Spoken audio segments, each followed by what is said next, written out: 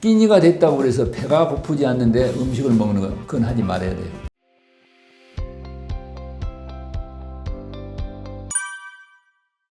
예, 안녕하세요. 저는 이제 외과 의사 전홍준입니다.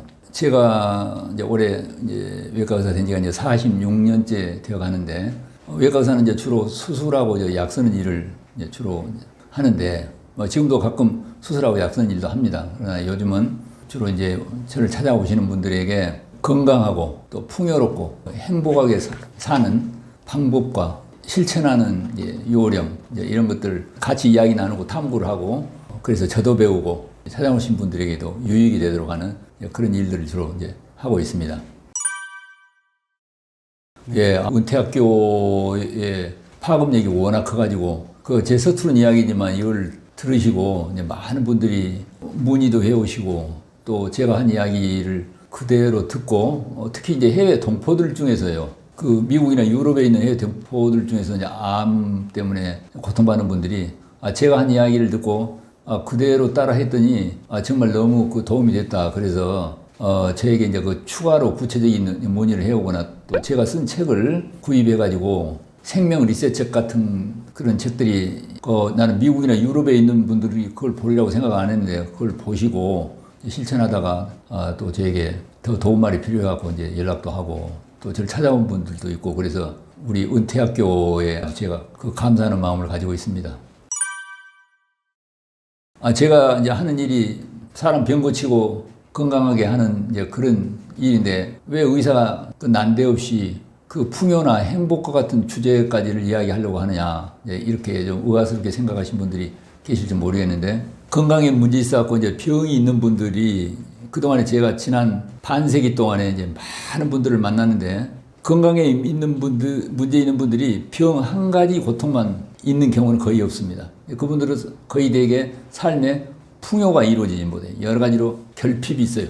풍요라고 하는 것은 그냥 단순히 돈에 대한 이야기만 아닙니다. 경제적 풍요만이 아니라 이제 정신적 풍요, 삶에서 이루고자 하는 목표가 잘 이루어지지 않은 그런 데서 오는 정신적 결핍, 또 영적인 풍요. 우리가 이제 정말 안심이 되고 마음이 정말 고요하고 이제 그래야 되는데, 영적인 풍요가 결핍되고 이러한 삶의 여러 가지 고통이 많이 있는데, 사실은 건강의 문제나 질병이라고 하는 고통은 삶의 많은 여러 가지 고통 중 한 단면입니다. 그래서 그 병만 쪽 뽑아가지고서 해결한다? 이게 잘 안 된다는 걸 제가 발견했습니다. 이를테면은 웅덩이에 물이 고여가지고 거기에서 물이 썩으면은 그 파리 한 가지만 나오지 않아요. 파리도 모기도 이런 벌레 저런 벌레 이런 세균 저런 세균이 많이 나오는데, 그 썩은 물은 그대로 놔두고 웅덩이 물은 그대로 놔둔 채 파리 하나만 빼가지고 그걸 없애는 것은 그것은 쉽지가 않습니다. 이와 똑같이 삶에 내 건강에 문제 있는 분들을 그걸 보면요, 여러 가지 정말 경제적인 결핍, 돈 관계 때문에 인간관계에 갈등이 생겨서 고통, 또 자식들에 대한 문제, 또 집안에서 부부간에 불화가 된다거나, 또는 시부모와의 불화가 생긴다거나, 이를 원하는 일들이 잘 이루어지지 않아서 오는 그런 고통, 항상 근심 걱정이 많거나, 이런 여러 가지 많은 삶의 고통들이 실타래처럼 엇그러져 있는데, 그 중에서 건강 하나만 뽑아가지고, 병만 뽑아가지고 잘 안 돼요.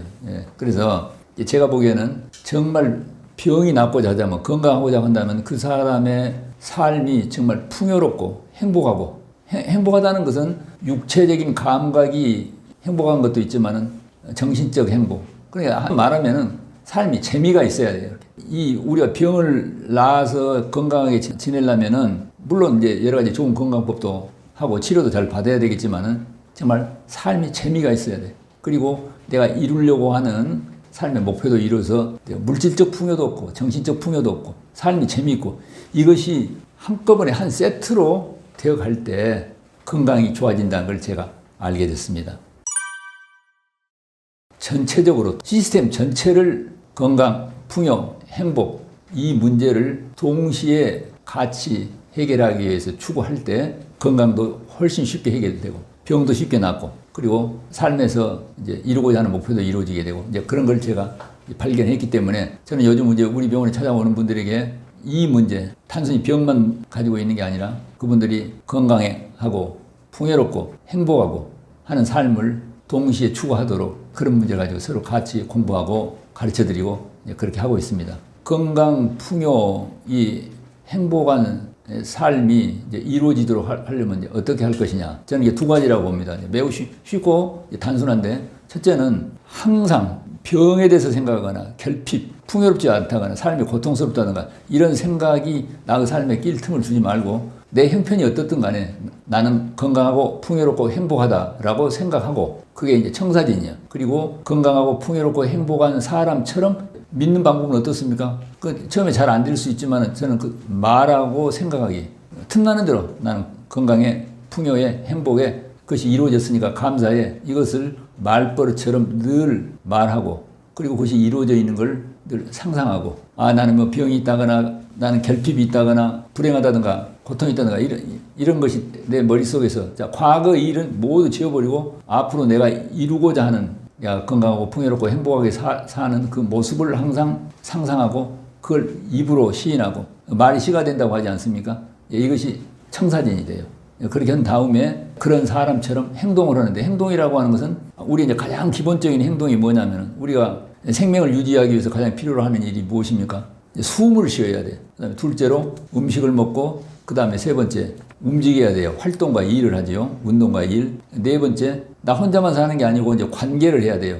자연 환경과의 관계, 또 그다음에 사회적 관계, 인간관계. 그래서 내가 건강하고 풍요롭고 행복한 사람처럼 숨을 쉬고 음식을 먹고 운동과 일을 하고 주변과 관계를 하고, 이러한 실천을 아주 쉽습니다. 그것을 해가게 되면은 뜻밖의 놀라운 일들이 일어나는 걸 제가 늘 보고 있습니다. 저희 병원에 오시는 분들은 그냥 무작정 오는 게 아니고, 우리 병원에 오는 경우에는 꼭 그 제가 한 그 유튜브, 지금 여기 은퇴할 것 같은데 제가 하는 유튜브도 보게 하고, 제가 쓴 책, 이제 요즘 제가 쓴 책이 이제 생명 리셋 책이, 이런 책을 꼭 보고, 거기에다 그런 내용을 다 써놨으니까 보고 이해가 되고, 이런 방법을 하면 확실하게 내가 건강하고 행복해지겠다고 하는 믿음이 되는 분들을 주로 오도록 그렇게 하고 있습니다. 그래서 제가 이런 이야기를 할 때에 그 환자나 환자 가족들이 대책을 다 이렇게 공감을 하고 좋아하고 갈 때는 전부 다 아주 생기가 넘쳐서 가고 있습니다. 물론 저는 막 이것만 가르치는 게 아니고 기본적인 의학적 방법도 합니다. 피검사도 해서 그 사람의 면역 상태는 어쩐지, 혈액이 오염되는지, 그 다음에 자율신경을 보는 검사도 하고, 또 중금속이나 이런 것들이 오염되는가를 알기 위해서 머리칼 검사도 하고, 영양 상태는 어떤지 이제 그런 검사도 하고, 그런 검사를 해서 그 몸에 있는 독성이나 노폐물이 있으면 해독을 시키고, 또 면역을 증강시키는 전문적인 의학적 방법도 이제 같이 하면서, 기본 베이스로 가장 기본적인 것이 우리가 마음을 쓰고 숨 쉬고 먹고 운동하고 자고 관계를 하는 거니까, 이것을 가장 기본으로 해서 이 습관을 평생 동안 유지하도록, 건강관리의 주도권을 될 수 있으면 내가 갖기보다는 환자 자신이 가져서 이 세상의 지식보다는 직관의 지혜랄까, 하늘의 지혜랄까요? 그것을 개발해 가도록. 제가 한 분 소개할 사람이 있는데, 이분이요, 이 잡지에, 이 청소년 잡지에, 이분이 경기도 안산에 사는 분인데, 60세가량 되는 이제 김진두님이라고 하는 분인데요.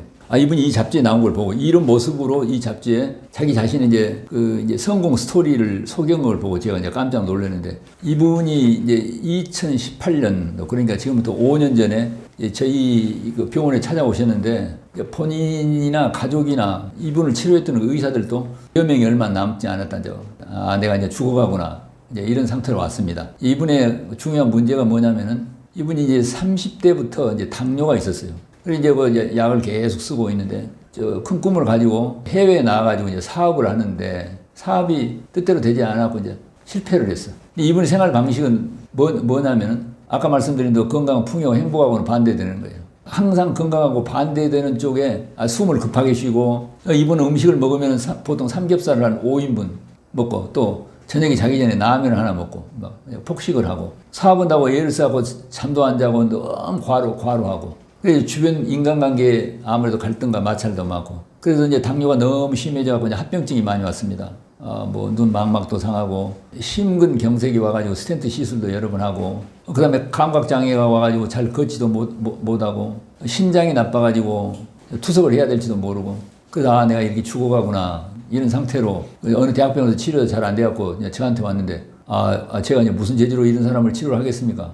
근데 저는 아까 그 세 가지 방법, 건강, 풍요, 행복이라고 하는 이제 그 원리에 따라서 내 몸의 지금 형편은 지금 어떻습니까?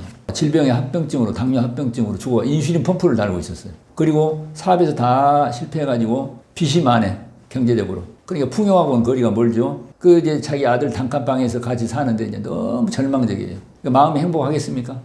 죽고 싶다는 그런 생각밖에 없어요. 이렇게. 예, 그래서 이제 이분에게 먼저 자기의 형편은 그런데 그냥 의도적으로 나는 건강에, 풍요에, 행복에를 하루에 1000번 이상씩을 말하고 건강하고 풍요롭고 행복해져 있는 과거의 생각을 지금 현재의 형편을 떠올리지 말고 내가 미래에 되고자 하는 건강, 풍요, 행복을 날마다 이루어졌다고 상상하는 그의 청사진입니다. 그렇게 하고 이제 행동은 어떻게 하느냐? 호흡. 우리가 이제 숨 쉬는 것이 가장 중요합니다. 오늘날 현대인들이 숨은 쉽니다. 그런데 호흡을 제대로 하는 사람은 그렇게 많지 않은 것 같습니다.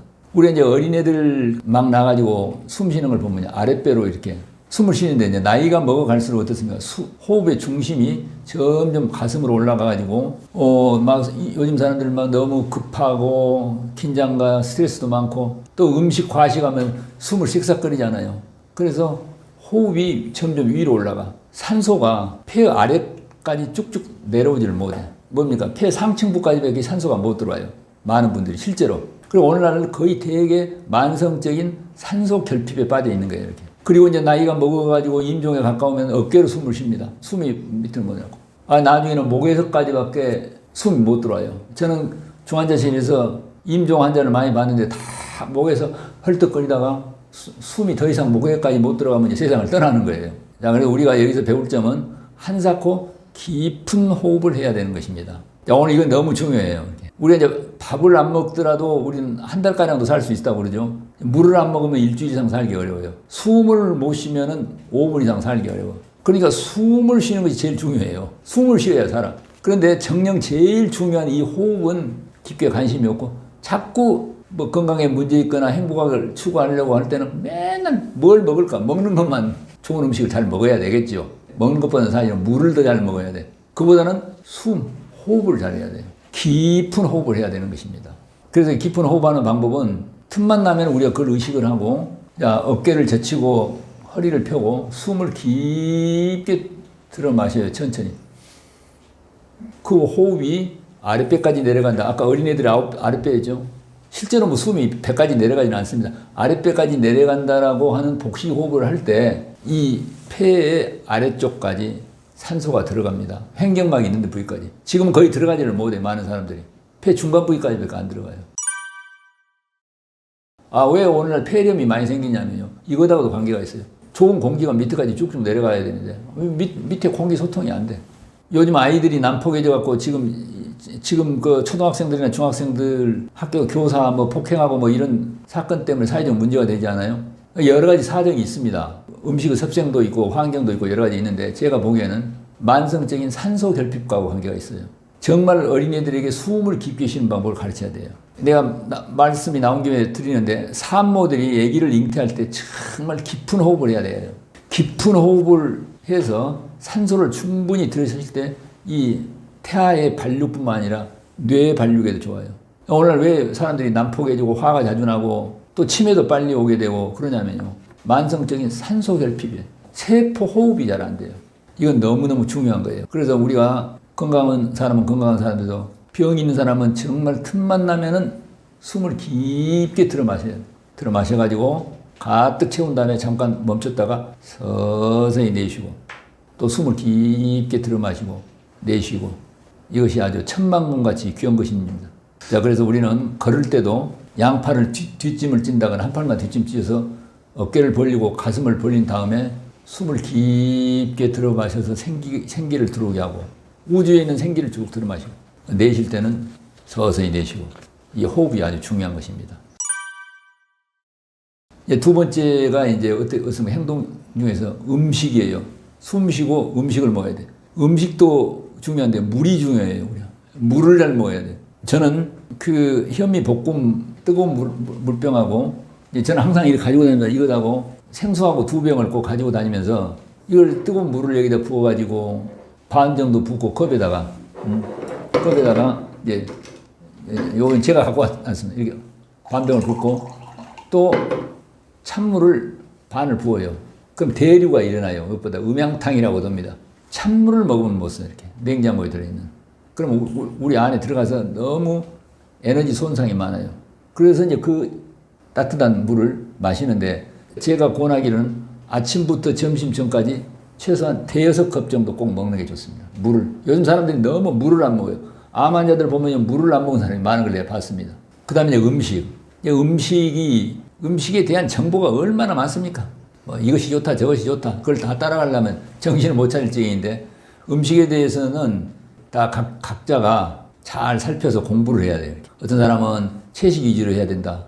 채식만 해서는 안 되고 동물성 음식도 같이 먹어야 된다. 또 어떤 사람은 불로 익히지 않은 생식으로 해야 된다. 어떤 분은 화식을 해야 된다. 뭐 여러 가지 많은 의견 차이들이 있는데 다 나름대로 장단점이 있을 겁니다. 그래서 그것은 본인의 건강 상태와 특성과 자기 신념에 따라서 결정을 할 일이고 제가 여기서 이야기하고자 하는 것은 좋은 음식을 선택한 것보다도 더 중요한 것은 음식을 오래 씹어야 돼요.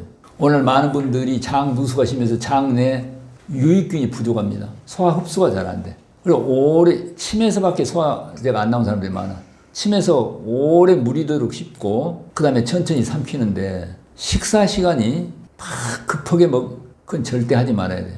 식사 시간이 오늘 하루 생활 중에서 가장 즐거운 시간이 돼야 돼. 내가 건강에 문제가 있기 때문에 내가 먹기 싫어도 이것을 억지로 먹어야 되겠다. 그런 건 하지 말아야 돼. 그건 전혀 도움이 안 돼요.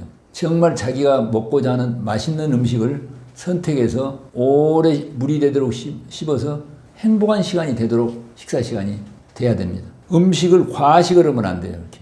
배가 부르려고 할 때 숟가락을 넣는 게 좋습니다. 배가 부르다는 것은 내 안에 있는 창자가 제2의 뇌입니다. 창자 안에는 카자르 세포라고 그래가지고 나의 정보를 전달해주는 뇌세포 같은 신경세포가 있는데 거기에서 제발 음식 좀 그만 들어오라고 나한테 보내는 신호예요. 배가 부르려고 하는 것은. 그리고 안에 있는 미생물들이 그걸 좋아하지를 않아. 배가 부르려고 할 때 숟가락을 놓는 것. 그 다음 끼니가 됐다고 해서 배가 고프지 않는데 음식을 먹는 것. 그건 하지 말아야 돼요. 자, 우리가 내 안에는 수십조 개의 세포도 있지만은 수백조 개의 미생물이 살고 있는데 그들이 공동체로서 함께 사는데 특히 내 건강을 담당하는 면역을 담당하는 유익균, 미생물이 창자 안에 있는데 그들을 풍요롭고 행복하게 해줘야 돼요. 오늘 병이 오는 것은 그 장내 환경을 갖다가 망가뜨려가지고 장내에 염증이 생기고 장벽을 파괴해가지고 장누수증후군이 오게 되고 수많은 병이 이제 그래서 피를 오염시키고 그래서 음식을 먹는 습관을 제가 말씀드린 대로 정말 맛있는 자기한테 맞는 음식을 선택하되 오래 씹고 배가 부르기 전에 숟가락을 놓고 그리고 가장 행복한 시간이 되도록 하는 그게 이제 건강하고 풍요롭고 행복하게 된 사람으로서의 음식 먹는 방법입니다. 세 번째, 활동, 운동과 일을 말하는 거예요. 일은 정말 즐거운 시간이 돼야 돼요.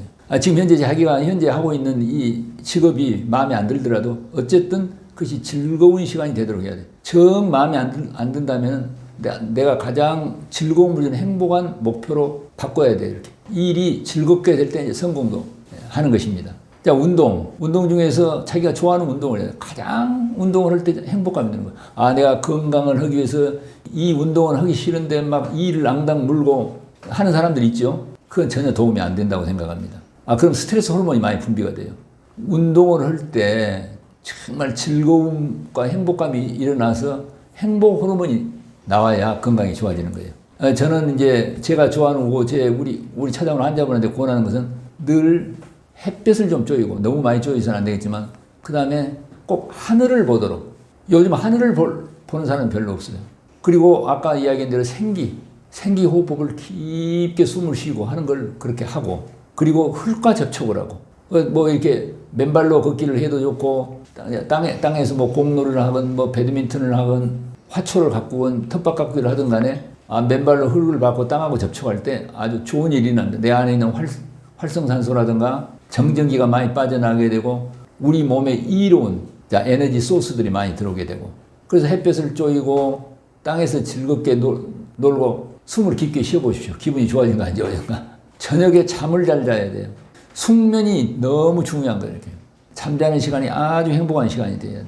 그래서 잠을 충분히 자야 되는데 잠을 잘 자되 정말 침실의 환경이 중요해요. 완전히 캄캄하게 어둡게 만들려고. 잠잘 때 산소 호흡이 될 수 있도록 공기 소통을 잘하게 해야 돼요. 밀폐된 공간에서 산소가 부족한 환경에서 잠을 자는 것은 너무너무 해로운 일이에요. 환기를 잘하고 항상 아무리 겨울에도 산소가 유입되도록 이불을 두껍게 덮더라도 그래 잠잘 때 산소 호흡이 잘 돼야 돼요. 오늘 치매라든가 이런 것도 전부 산소 결핍과 관계가 있는 것입니다. 잠을 잘 자야 돼. 아까 음식을 맛있게 먹되 배출을 잘해야 돼. 그래서 그 배출을 잘하는 방법으로 커피 간장과 간청소라고 하는 게 있는데 저는 이제 그걸 꼭 규칙적으로 하도록 권하고 있습니다. 그렇게 한 다음에 이제 관계를 잘해야 돼요. 관계는 자연 환경과 관계를 말하는 거예요.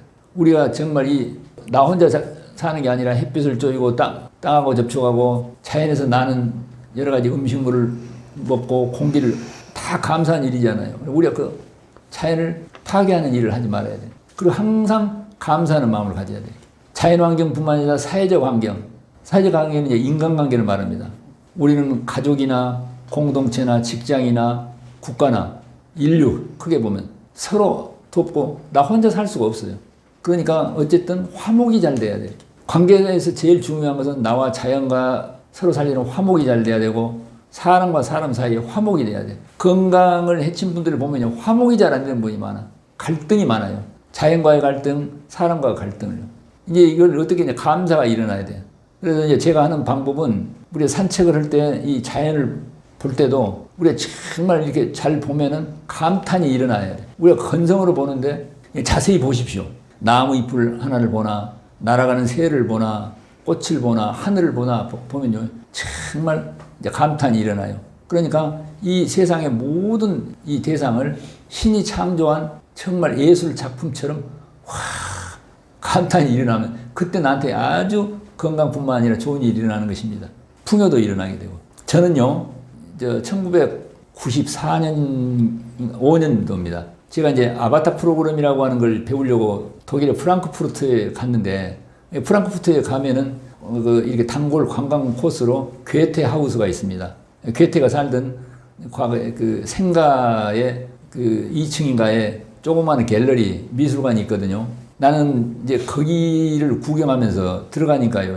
그게 이제 18세기의 이 사실주의적인 그런 이제 그림으로 생각이 되는데 이 호수 위에 보름달이 떠오르는데 갈대밭 사이로 떠오르는 이제 그런 그림이 있었어요. 나는 그 그림을 보자마자 와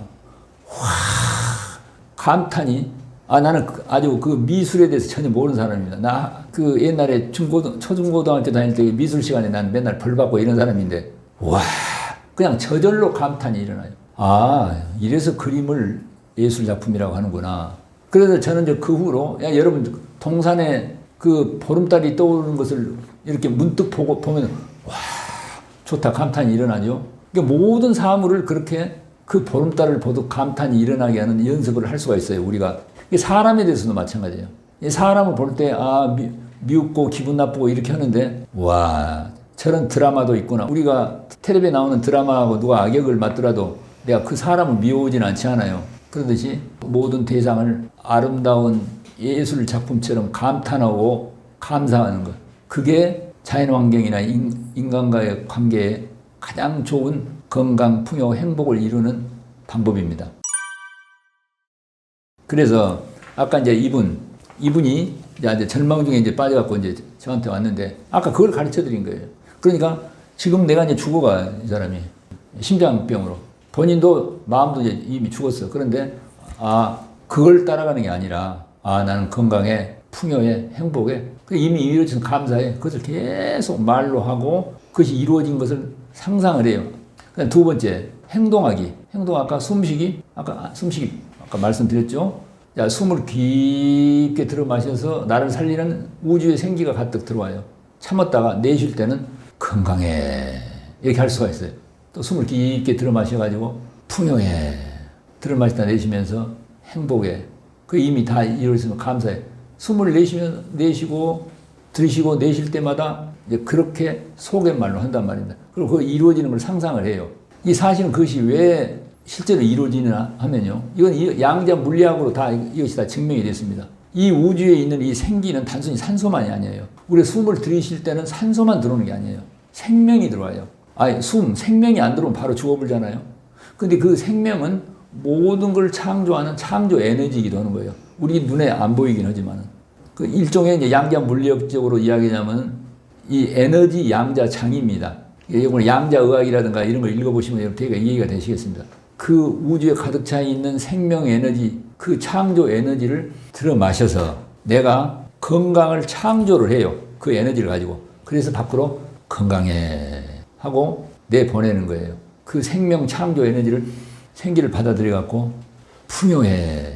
그래서 이분은 너무 경제적 형편이 없고 빚이 많았는데 내 한 달 수입은 500만 원이다 라고 상상하면서 500만 원 숨을 내쉬면서 나는 최고 행복해. 그래 좋은 집에서 행복하게 사는 모습을 상상을 하고 그러니 감사해. 이걸 계속 했습니다. 석 달 만에요. 그 병원을 이제 갔는데 의사가 보고 가지고 깜짝 놀란 거예요. 처음에 올 때는 인슐린 펌프도 달고 있는데 우리 병원은 언제 이 방법을 한 후에요. 음식은 완전히 생채식으로 했습니다. 한 달도 못 돼서 인슐린 펌프를 떼고 걷지도 못한 사람이 어디 그 수락산이라는 산이 800m인가 된 곳을 올라갔다 나 이 책 보고 알았습니다. 이렇게 거기를 등산을 다니게 되고 석 달 만에 그 의사가 보고 내 의사 생활 몇십 년 했는데 이렇게 몇 달 만에 당화혈색소라든가 이런 것이 모두 좋아진 건 처음 봤다. 그 나중에 이제 500만 원이다라고 내가 믿고 그렇게 하니까 500만 원 수입이 될 만한 용달차 사업을 하게 됐어요, 이분이. 그래 이제 되니까 그 다음에는 1000만 원이라고 해야 되겠다. 숨을 들여 마시면서 생기가 들어온다. 내쉬면서 건강해. 두 번째는 내 한 달 수입은 1000만 원. 이걸 하루에 계속 마음으로 상상하고 입으로 이야기를 했습니다. 그 뒤로 평택에선가 한 달 수입이 1000만 원이 될 만한 의류 도매업을 하게 됐어요. 지금은 여기 이 책을 보니까 한 달에 수천만 원씩 수입을 하는, 소득을 하는 거예요. 그래서 지금 무슨 일을 하느냐면은 당뇨 환자들에게 나처럼 하면은 합병증이 있더라도 된다. 경제적 풍요를 이루고 정신적 풍요를 이루게 하려면 이렇게 하면 된다. 행복한 삶을 이루기 위해서 이렇게 한다. 이걸 가르치는 일을 하고 있다는 거예요. 놀랍지 않습니까? 나는 이분의 사진을 보고 이걸 읽고요. 내가 너무 감동스럽고 이분이 진짜 의사구나. 내가 의사가 아니라. 이분은 뭐 내 의술로 나온 게 아니잖아요. 난 우리 병원에 한두 번이나 오셨는가? 내가 거짓 겸손이 아니라 너무 존경스럽고 감동적이었습니다. 이분을 계기로 해갖고 우리 병원에 오신 분들이 그분이 무슨 병이냐 또는 뭐 건강 상태가 얼마나 나쁘냐 뭐 이런 사람도 좋아져가고 살았는데 그런 거 상관하지 않고 무조건 나는 건강해, 풍요해, 행복해. 그래서 이미 이루어졌으니까 감사해. 그걸 계속 입으로 수천 번씩 말하게 하고 숨쉬기, 음식 그 다음에 운동하고 활동하기, 주변과의 관계하는 그 행동을 건강하고 풍요롭고 행복해 이미 된 사람처럼 행동하기. 이걸 요즘 주로 저도 날마다 아침 저녁으로 연습하고 있고 저를 찾아오는 분들에게 이 건강 풍요 행복 방법을 앞으로 더 개발을 해갈 수 있겠죠. 그래서 그런 일을 주로 요즘 하는 즐거움을 가지고 있습니다. 사실은 우리 이제 2500년 의학의 역사에서 가장 위대한 의사라고 할 수 있는 분이 파라켈수스라는 의사가 있습니다. 그 다음에 제2의 히포크라테스를 파라켈수스라고 그래요. 르네상스 시대 의사인데 이분이 바젤 대학 의과대학 교수로 부임한 첫날이요. 이제 스위스의 바젤 대학하고 독일의 하이델베르그 대학이 우리 서양 의학의 메카라고 할 수 있어요. 우리 한국의 의과대학 역사는 100여 년밖에 안 되는데 그 두 개는 700년이나 됩니다. 바젤 대학 의과대학 교수로 부임한 첫날 파라켈수스가 이제 그분이 그 당시에는 이제 갈레누스 의학이라고 하는 것이 이제 정통 의학이었어요. 자, 의학의 역사에 보면 히포크라테스 의학 1000년, 갈레누스 의학 1000년, 근현대 의학 이렇게 가거든요. 갈레누스 의학 교과서를 학생들 앞에 의과대 교수로 부임한 첫날 보는 데서 불질러 버렸습니다. 이 지식의 의학을 따르지 말고 그렇게 하면서 뭐라고 말했냐면 치유의 힘은 의사에게서 나오는 게 아니라 nature에서 나온다. nature란 말은 이제 물리적 자연이라는 뜻도 있지만은 본성, 사전적 의미로 인간의 정말 하늘 같은 마음에서 나오는 거다. 의사들은 열린 마음으로 nature로 돌아가라. 자연과 하늘로 돌아가라. 이렇게 유명한 말을 남겼습니다. 그래서 오직 진실만을 추구하라 이렇게 이야기했어요. 제가 지금 이야기하는 것은 사실은 우리 위대한 의사 파라켈수스의 그 가르침하고도 이제 교회를 같이 하고, 사실 파라켈수스는 르네상스 시대 의사지만은 21세기에 들어와가지고, 여러분 우리 이제 병원에 가도 이제 병이 좀 잘 치료가 안 되는 경우가 많이 있지 않습니까? 그래서 파라켈수스를 다시 배우자 이런 분위기가 또 있습니다. 그래서 제가 하는 것은 이 파라켈수스의 네이처를 따라야 된다. 그러니까 자연을 따르고 하늘 같은 마음을 따르고 그렇게 하면서 오늘 현대의학의 의술도 같이 이렇게 병행해서 할 때 상승 효과가 있겠다. 저는 그렇게 믿고 있습니다. 저도 보통 의사들처럼, 지금 보통 세상 의사 선생님들이 여러 가지 진단을 하고 약을 쓰고 수술하고 이런 게, 이걸 제가 이제 가볍게 여기거나 폄하하거나 그러지 않습니다.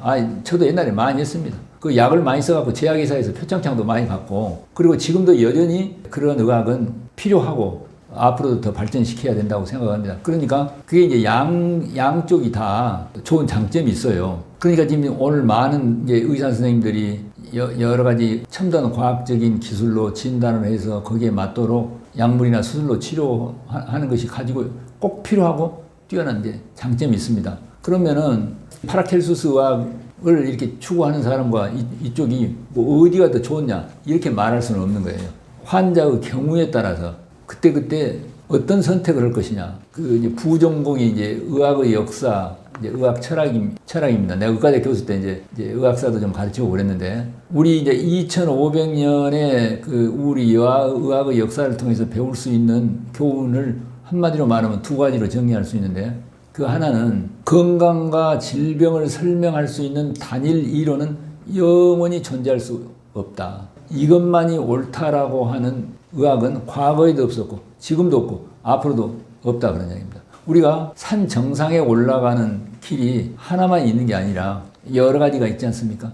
개발을 하겠다면 더 많이 만들 수 있어요. 그런데 산 중턱까지밖에 안 간 사람은 눈에는 자기가 가는 길 하나만 보이기 때문에 그 길 하나만 보이니까 그 길 하나만 있다고 착각을 할 수가 있어요. 그러나 산 정상에 오른 사람은 눈에는 여러 가지 길이 있다는 것이 보이는 것처럼, 만약에 이제 어떤 의사나 환자가 고혈압이나 당뇨는 아주 평생 동안 약을 써야 된다. 그럼 그건 산 중턱에 있어요.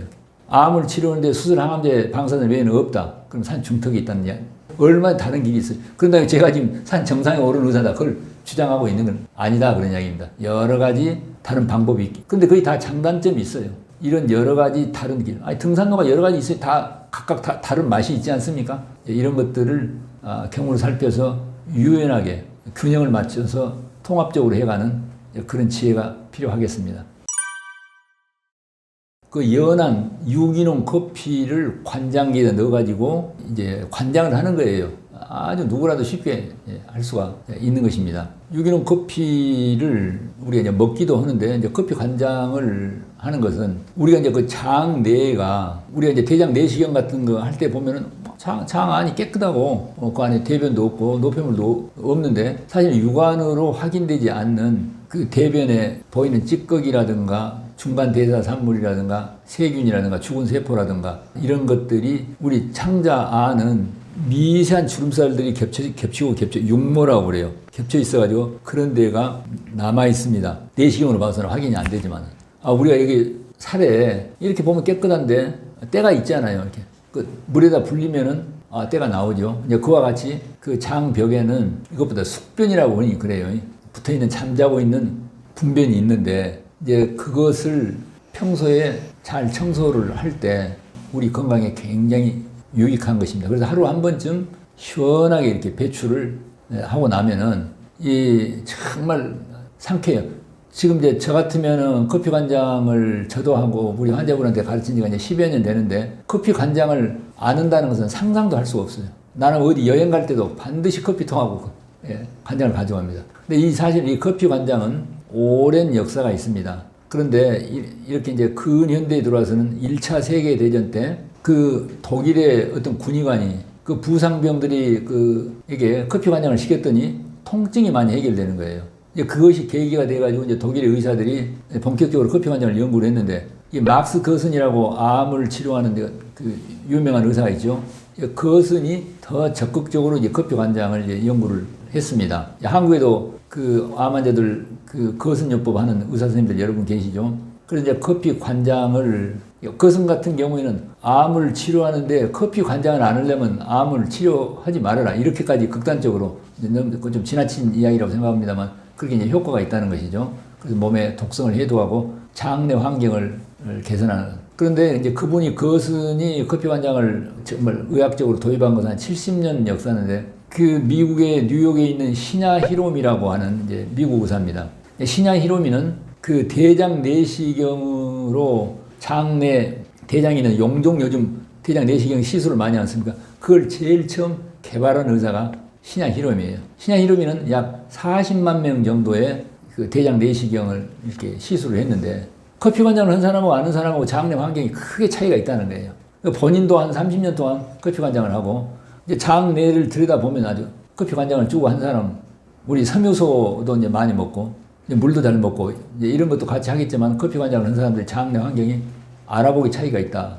그래서 이제 커피 관장이 이제 의학적으로 지금 뭐 세계적으로 커피 관장을 하는 사람들이 많아졌고 의학적으로 치료하는 의사들도 많아졌습니다. 저도 그래서 이제 그 한 10년 동안 커피 관장을 우리 병원에 찾아오는 분들에게 모두 커피 관장을 가르치는데 정말 좋은 방법입니다. 아주 안전하고. 그 관장요법에는 단순히 커피만 하는 게 여러 가지 많은 게 있습니다.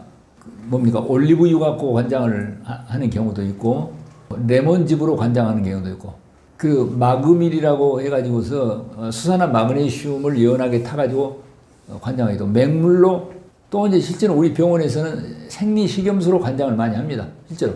왜냐하면 대변을 잘 보게 하기 위해서.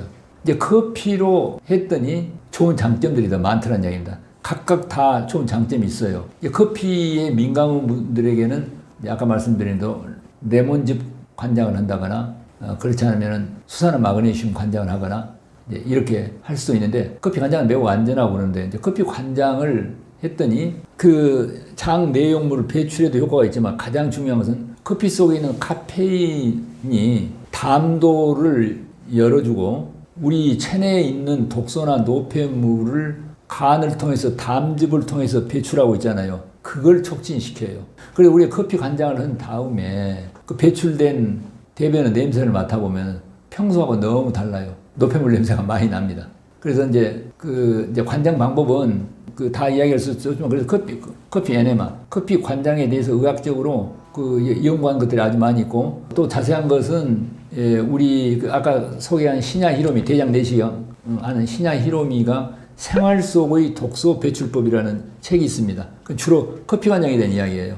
그분은 아주 커피 관장 애찬론입니다. 생활 속의 독소의 도법.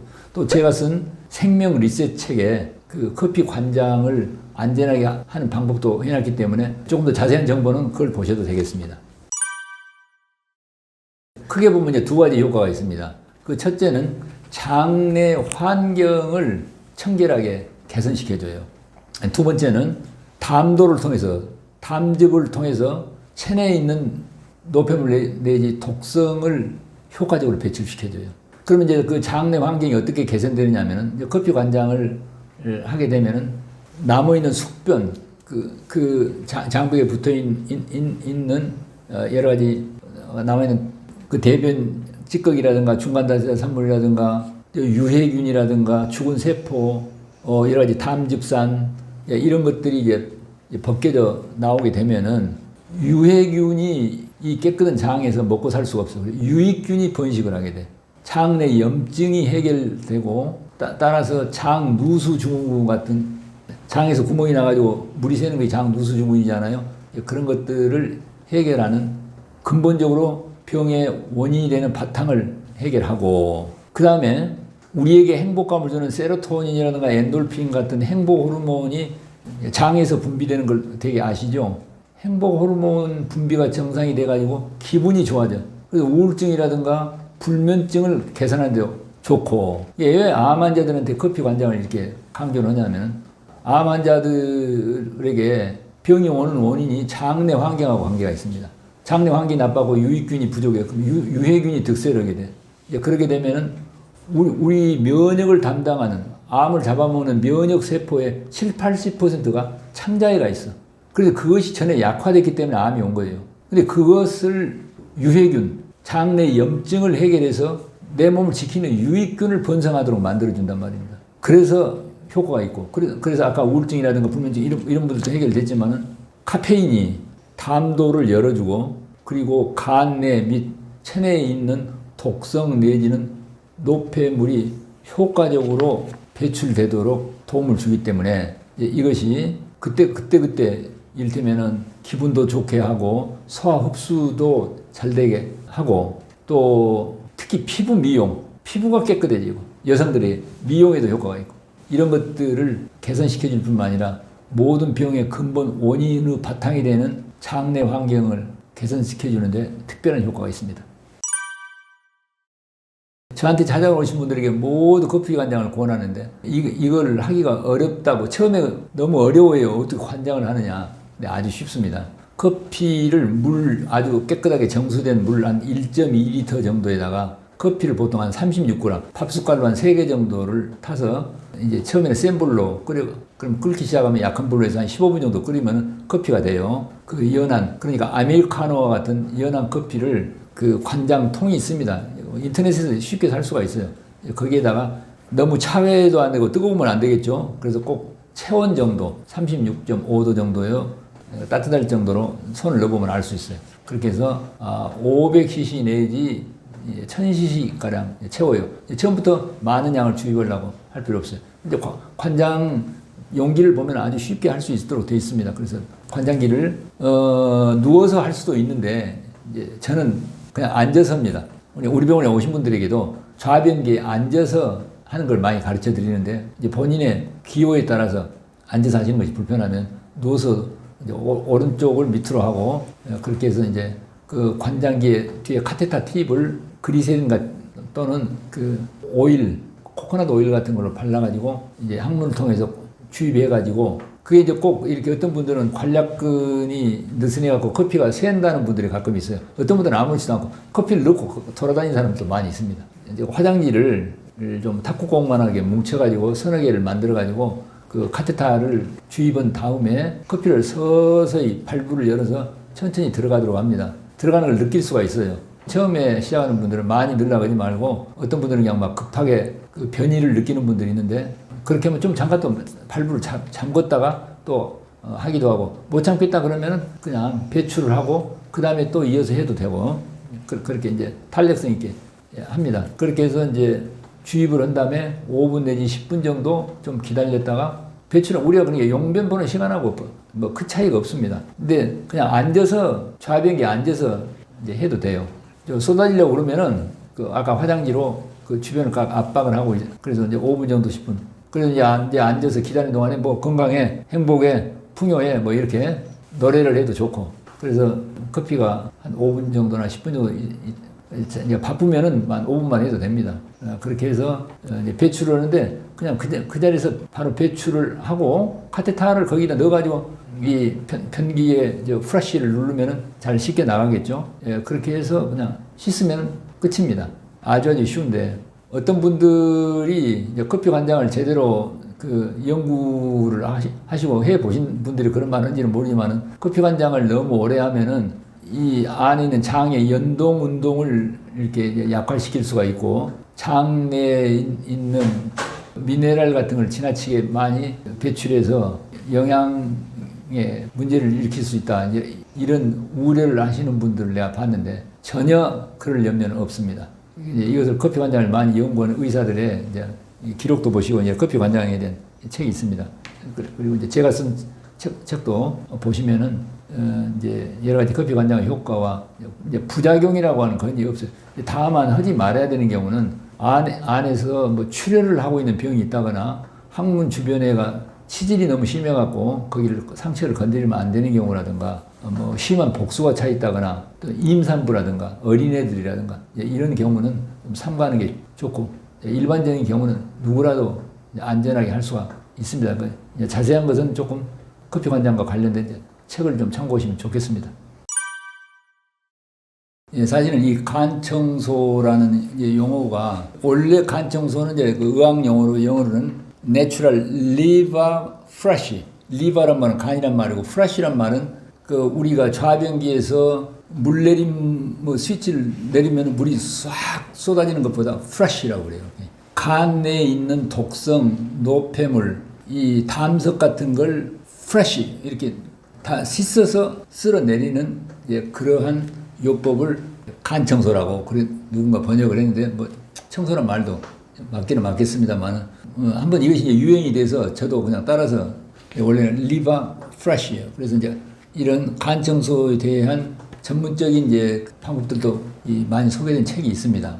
저는 안드레아스 모르치라고 하는 독일의 이제 의학자인데 이분은 정말 내가 지금까지 본 의학자 중에서 정말 훌륭한 의사 같습니다. 많은 공부가 되고 어떻게 그 사람 생명을 이렇게까지 깊게 잘 이해하는 분이 있을까 싶을 정도로 정말 베스트셀러 책도 많이 쓴 분인데 판차 카르마라고 그래가지고 5가지 감각기관을 모두 다 이제 그 해독하는 이제 판차란 말은 산스크리트어로 5이라는 뜻이고 카르마란 말은 고통이라는 뜻입니다.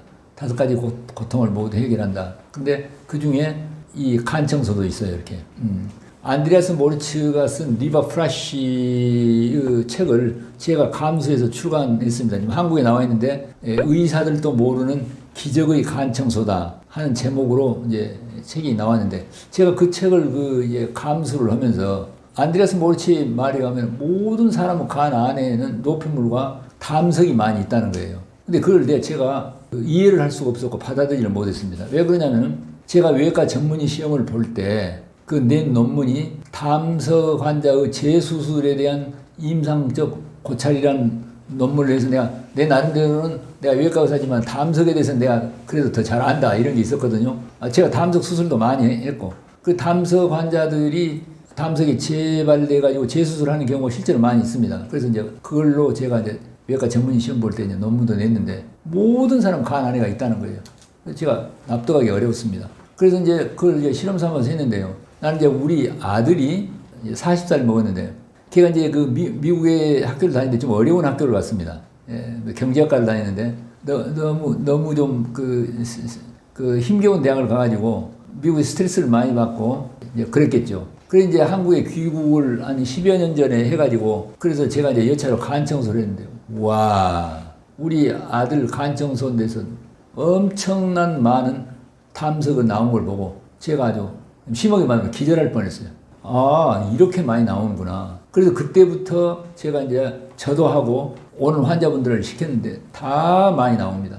담낭 안에 담석이 가득 차 있어갖고 이제 의사들이 이거 무조건 담낭 절제 수술을 해야 된다. 그런 사람들도 이 간 청소 이걸 하고 나면 담석이 다 빠지는 걸 봤습니다. 나중에 깨끗해져 버려요. 이런 경우를 여러 번 봐. 그리고 그냥 엄청나게 많이 나요. 그래서 지금은 저를 찾아오는 분들에게는 저에게는 보통 이제 환자분들이 여러 번 오지 않고 평균적으로 4번만 오시게 하거든요. 해독과 면역하고 3번째 올 때 다 필수적으로 간 청소를 가르쳐 갖고 매월 한 차례씩 6개월 내지 1년 정도.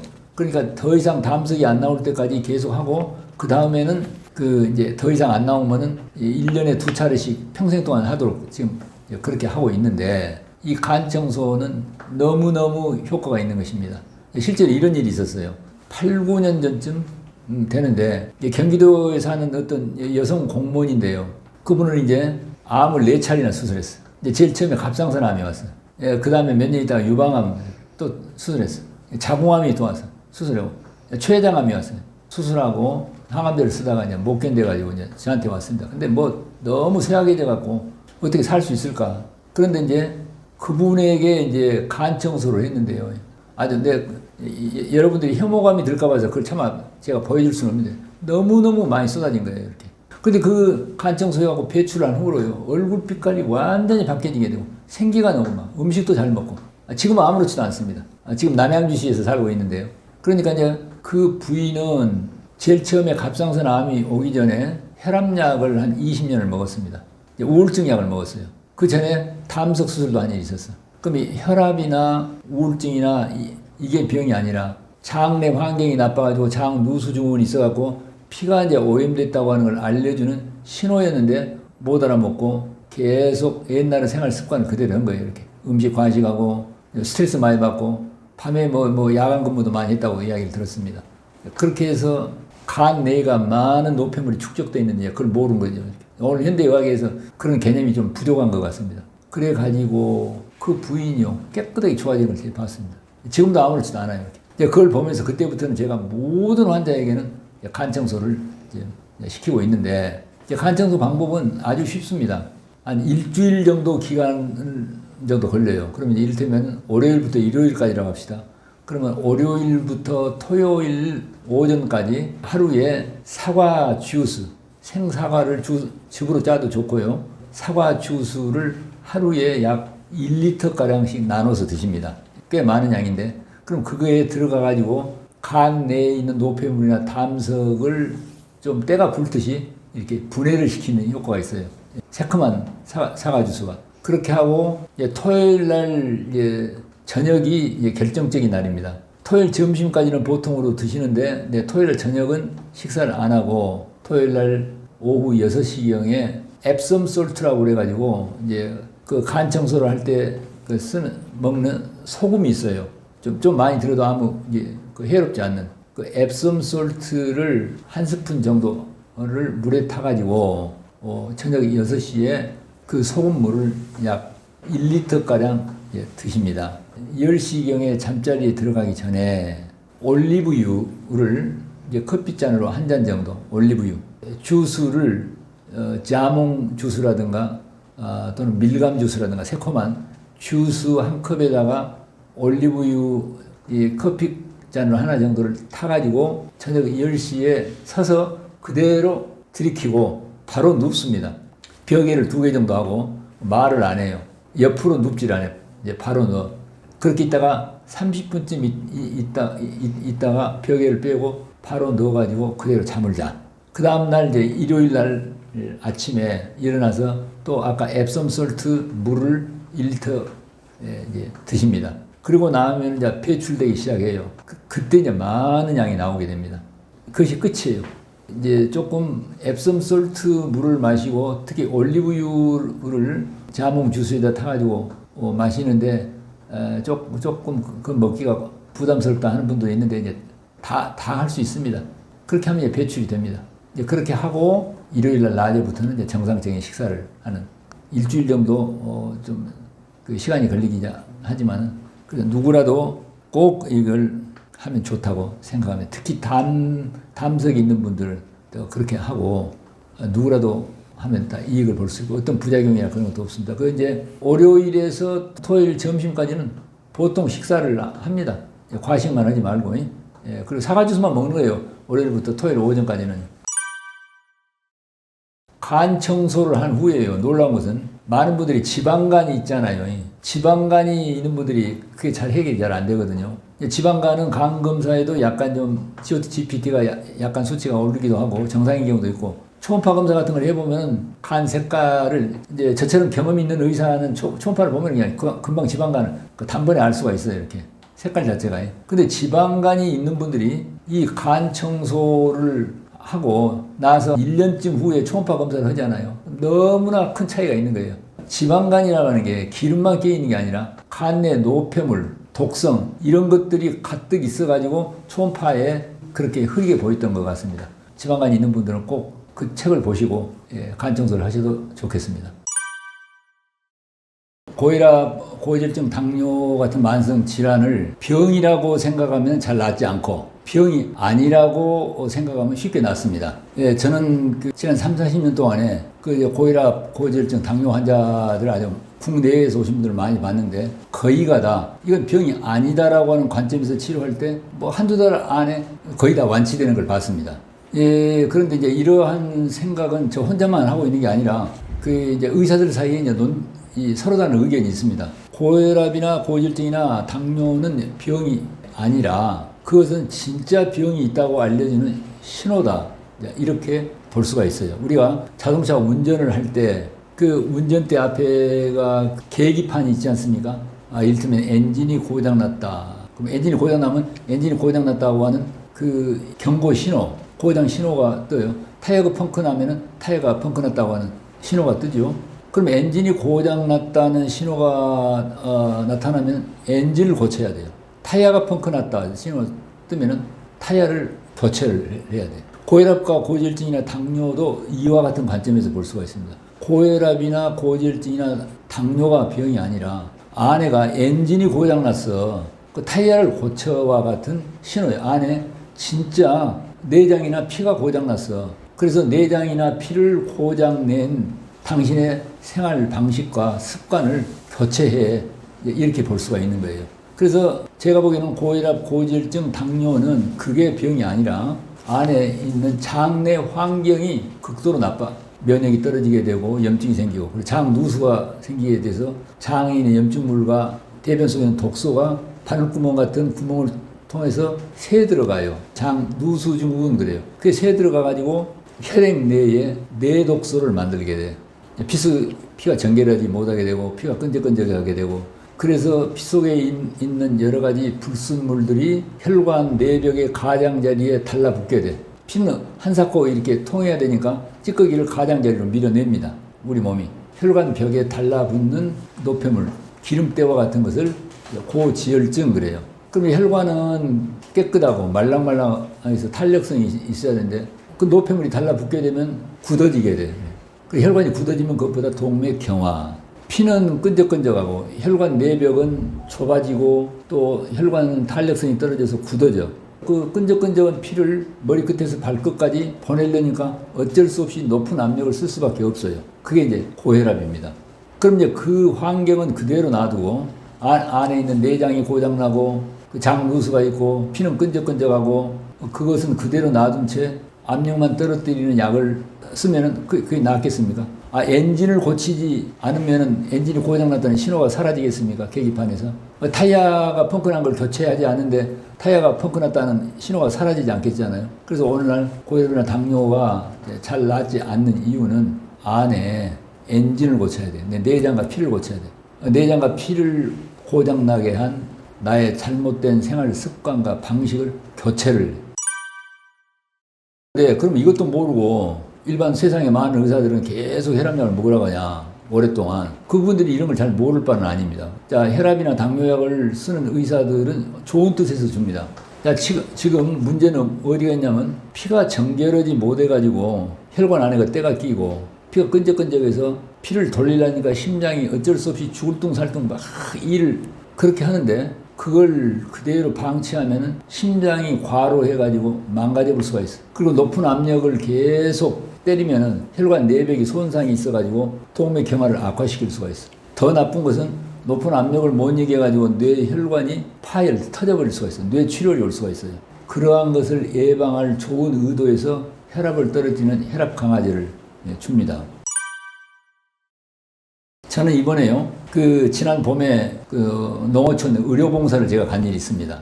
지난 초여름에. 농어촌에 이제 갔는데, 오는 환자분들을 봤는데, 서너 사람 중 한 명이 혈압약 아니면 당뇨약을 먹고 있어요. 많은 사람들이 무릎 관절 수술하거나 디스크 수술하고 있어요. 심장 스텐트 시술한 사람도 많고, 뇌경색도 많고, 서너 사람 중 한 명이 그런데 이분들이요, 자, 이 마을에 60년이나 70년 전쯤에는요, 고혈압이나 당뇨 환자는 거의 없었습니다. 시골 같으면 일개 면에 고혈압 당뇨 환자는 한두 명이나 있었어요. 암 환자도 아주 드물었어요.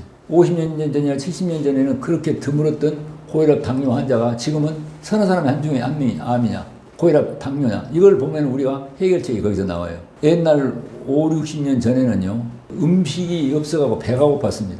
그럼 지금은 너무 많은 과식을 해요. 그때는 이제 고기는요, 동물성 음식은 생일 때나 명절 때나 제사 때나 막 이제 맛볼 정도예요.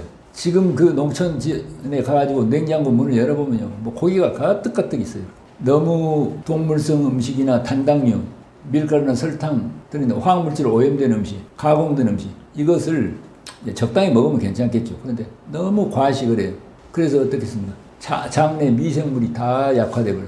유익균이 장내 환경이 불결해지게 되고 염증이 생기게 되고 창자에 구멍이 나고 물은 새고 그 면역을 담당하는 세포들이 약화되었고 고혈압이나 당뇨를 이겨낼 수 있는 면역력은 떨어지게 되고 그렇게 해서 고혈압 당뇨가 오는 것입니다. 고혈압 당뇨 고지혈증은 그걸 병으로 보지 않고 그것은 진짜 병이 있다고 하는 계기판에 신호로 볼 때, 아내를 고칠 때 장내 환경을 바꾸고 창자나 피를 오염시킨 그 생활 습관과 방식을 교체하면 매우 쉽게 낫는 것입니다.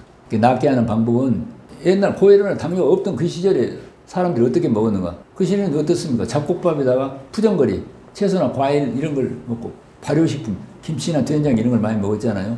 오늘날 옛날처럼 굶주린 시대로 가라는 이야기가 아니라 우리가 이제 음식을 먹더라도 동물성 음식이라든가 가공식품을 먹더라도 조금 먹고 내 안에 있는 창자의 미생물이 좋아하는 식이섬유를 많이 먹어야 돼요. 언제 고혈압, 당뇨나 이런 것은 거의가 다 장내 유익균이 약화된 것입니다. 이번에 그 서울대학 미생물학과의 천종식 교수가요, 약 보름 정도 식이섬유를 이렇게 집중적으로 먹였더니 장내 미생물이 다 부활되는 그런 걸 발견해가지고 발표해갖고 세계적인 주목을 받았는데, 이제 제가 하는 방법은 고혈압, 당뇨 환자들에게 약 2주 정도 생채소와 과일과 통곡식을 날것으로 먹이는 방법을 해요.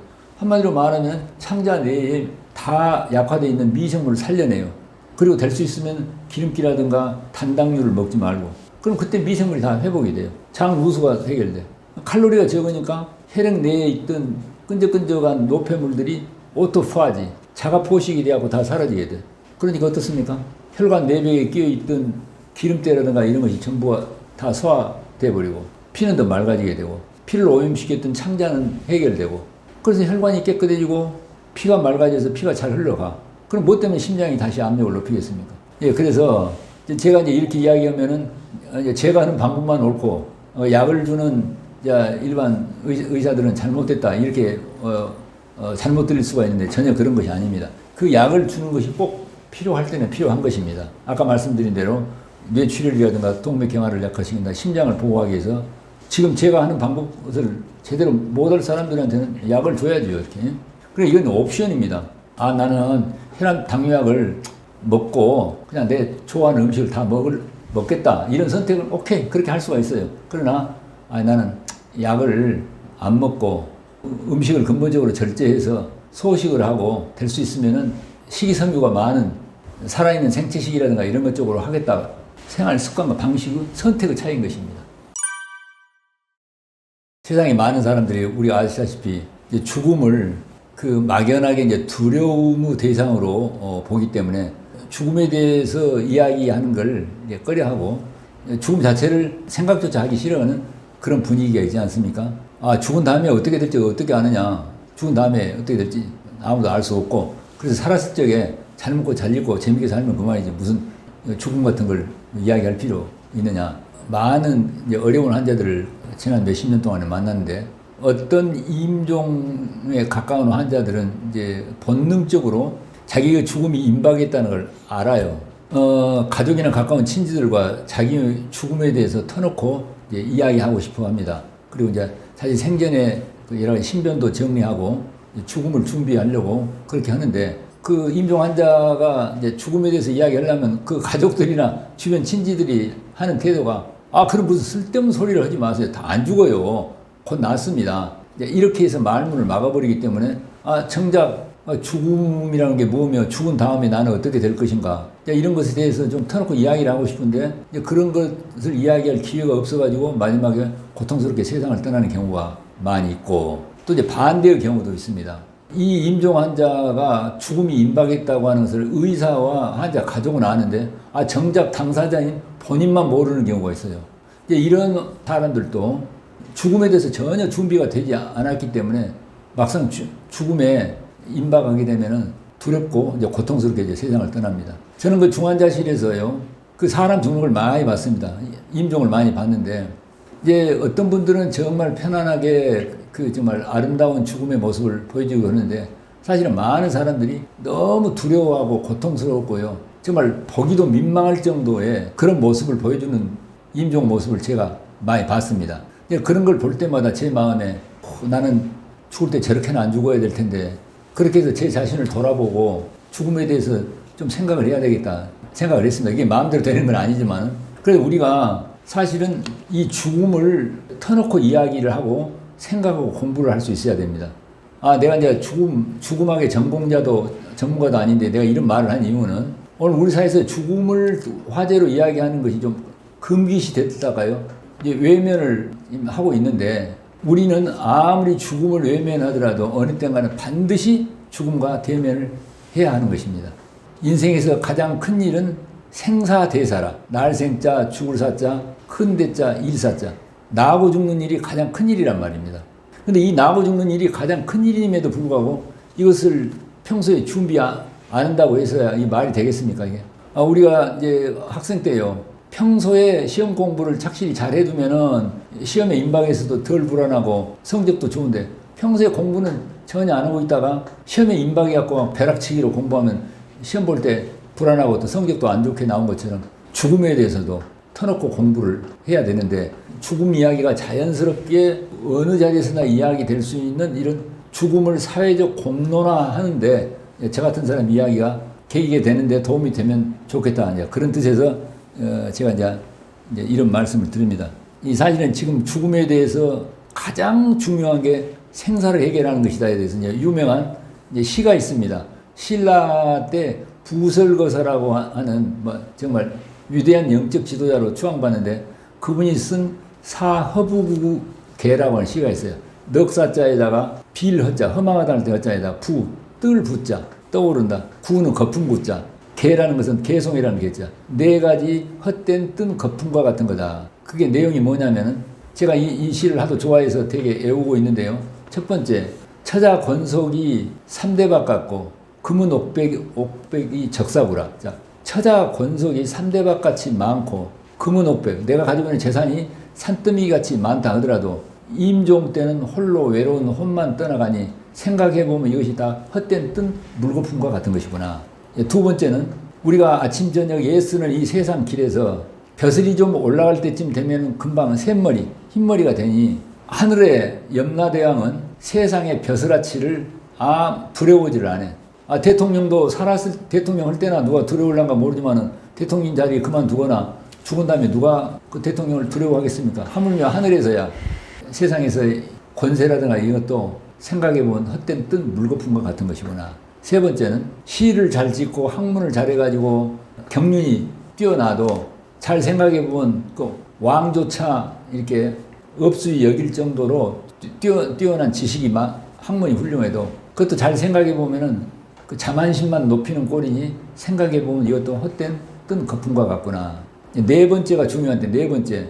내가 이 세상의 진리를 잘 알아가지고 참 말로는 요설변제 말로 내가 불교 경전이나 성경을 막 다 외우고서 달변으로 외우고 그렇게 해서 듣는 사람들이 석점두다. 돌멩이도 끄떡끄떡 할 정도 사람들이 그렇네요. 불교 경전이나 성경이나 이런 철학이나 이런 걸 강의를 잘해. 설교를 잘해. 그럼 사람들을 막 감복을 하고 아멘 아멘 하더라도 생사를 미면 생사라. 생사를 면하지 못하면 그것은 헛된 뜬 물거품과 같은 것이다. 내가 아무리 종교의 학자로서 박학 다식하고 뭘 한다고 하더라도 자기의 생사를 면한다면 영원히 죽지 않는 영생을 말하는 것입니다. 자기가 죽지 않는 것을 해결하지 못하면 그것은 다 헛된 쓸 물거품과 같은 것이다. 이게 이제 부설의 사허부시라고 인터넷에서 부설의 일대기를 쓰는 거 있습니다. 그 부설을 하고 부설의 그 부인인 묘화, 그 다음에 그의 아들 등은, 그 딸 월명, 이 네 사람이 다 위대한 도를 성취해서 그 후세에 길이 남겼다. 유명한데 그 부설의 딸 월명을 그 기념한 월명암이 전라북도 부안에가 있습니다. 그래서 이걸 보면은 결국은 이제 우리가 생사를 해결해야 돼요. 한마디로 말하면 죽지 않는 길을 정확하게 얻지 않으면은 다 쓸데없는. 그러니까 결국은 세상 일에 이런 것들이 전부 우리가 영원한 생명을 얻지 못하면 쓸데없는 물거품과 같은 거다. 그러니까 이 죽음을 어떻게 이해를 하고 죽을 준비를 잘하는 것이 세상에서 제일 귀한 일이다. 사실 요즘 이제 웰빙, 웰다잉 그래가지고 어떻게 잘 살고 잘 죽을 것인가에 대한 그런 이야기도 있지 않습니까? 우리가 죽음의 두려움에서 벗어나는 길은 이 몸뚱아리가 내가 아니고 몸뚱아리는 껍질과 같은, 이 껍질과 같은 것이 흙으로 돌아가더라도 우리에게는 영원히 죽지 않는 영적 존재가 있다.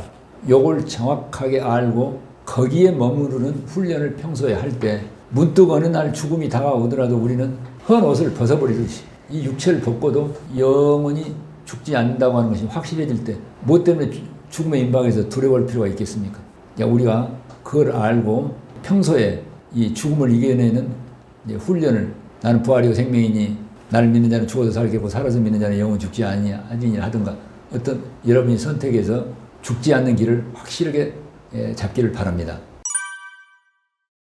제가 오늘 이런 말 저런 말을 좀 많이 했습니다만은 제 이야기가 전부 진실일 수가 없습니다. 말이 입 밖으로 나가면 되게 이것이 진실이 아닐 수가 있거든요.